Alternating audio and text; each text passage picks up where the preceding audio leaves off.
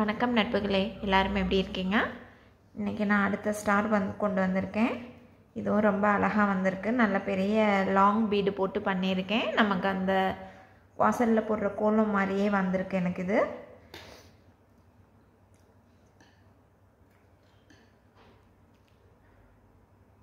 எல்லாமே இந்த தடவை கொஞ்சம் ஓரளவுக்கு பர்ஃபெக்டாக இருந்த மாதிரி இருந்துச்சு. என்கிட்ட இருக்கிற பீடு வச்சு தான் நான் இந்த கலர் காம்போ க்ரியேட் பண்ணினேன்.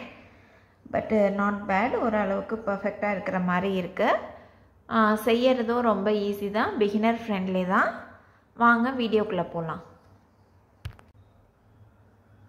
ஸ்டார்டிங்கில் 3 mm பீடு 8 எடுத்திருக்கேன். ஒன் சைடு தான் ஒர்க் பண்ண போகிறோம். ஸோ ஒயரோட எண்டில் வந்து நாட் போட்டுக்கலாம். நாட் போட்டு நெக்ஸ்ட்டு பீட்குள்ளே ஜாயின் பண்ணி வந்துட்டேன். இப்போ நம்ம ஒர்க் பண்ண ஸ்டார்ட் பண்ணலாம். இந்த ஆர்டரில் தான் நான் பீட் எடுத்திருக்கேன். ஒரு ரைஸ் பீட் எடுத்திருக்கேன். ரைஸ் பீட் இல்லாதவங்க ஒரு 4 to 5 mm சைஸுக்கு இந்த பீடுக்கு நெக்ஸ்ட்டு சைஸில் எடுத்துக்கோங்க. சென்டர் பீடு போடுறோம்ல, அதுக்கு கொஞ்சம் பெருசாக எடுத்துக்கோங்க. என்ன சைஸ் இருந்தாலும் ஓகே. அடுத்து வந்து ஒரு ரவுண்ட் பீடு, அப்புறம் ஒரு லாங் பீடு. லாங் பீடு இல்லாதவங்க சீட் பீட் எடுத்துக்கோங்க. அப்புறம் திருப்பியும் ஒரு ரவுண்ட் பீட் போட்டு ஒரு சீட் பீட் போட்டிருக்கேன். இப்போ இந்த சீட் பீடை விட்டுட்டு நம்ம பெரிய ரவுண்ட் பீடில் நம்ம க்ராஸ் பண்ணிக்கலாம். மேலேருந்து இப்படி கீழே வந்துடலாம்.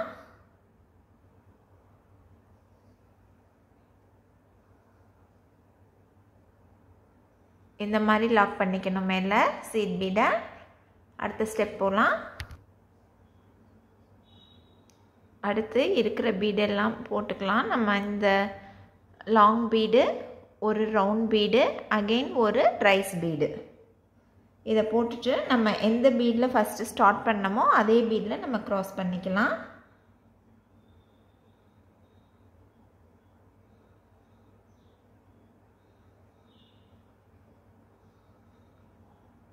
நெக்ஸ்ட்டு பீட்குள்ளே வந்திருக்கேன். இப்படி இருக்கும் நம்மளுடைய ஃபினிஷிங். அப்படியே கண்டினியூ பண்ணுவோம். இப்போ இந்த பீட்டில் ஜாயின் பண்ணியிருந்தோம்ல, இந்த மாதிரி ஆட் பண்ணியிருக்கேன். இங்கே ஃபஸ்ட்டு என்ன செஞ்சோமோ அதே போல் செஞ்சுட்டு அடுத்த லைனில் வந்துட்டு ஒரே ஒரு லாங் பீட் ஆட் பண்ணிட்டேன். இப்போ இதில் க்ராஸ் பண்ணணும். ஏற்கனவே பண்ணினதில் க்ராஸ் பண்ணணும். அந்த ரவுண்ட் பீடு அண்ட் ரைஸ் பீடு இதில் நம்ம க்ராஸ் பண்ணிக்கலாம்.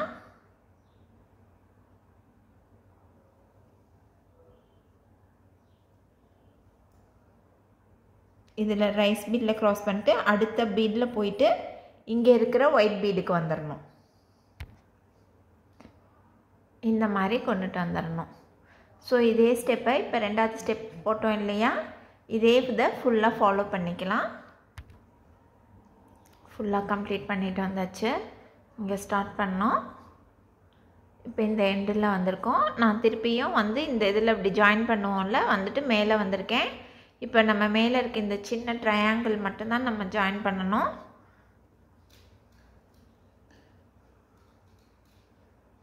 நல்லா பெருசாகவே இருக்குது, நல்லா உள்ளங்கைக்கு அளவுக்கு. இது கொஞ்சம் பெரிய ஒர்க்காக தான் தெரியுது, ஆனால் சிம்பிள் ஒர்க்கு தான். ஸோ இப்போ இந்த லாஸ்ட்டு ட்ரையாங்கிளையும் கம்ப்ளீட் பண்ணிட்டு கீழே கொண்டு வந்து ஜாயின் பண்ணி நாட் போட்டுடலாம்.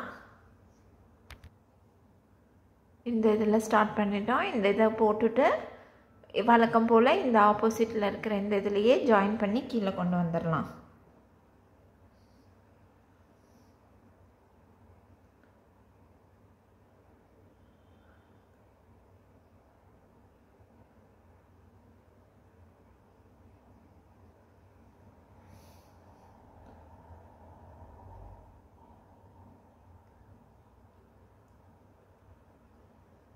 கனெக்ட் பண்ணியாச்சு பாருங்கள், அழகாக வந்திருக்கு.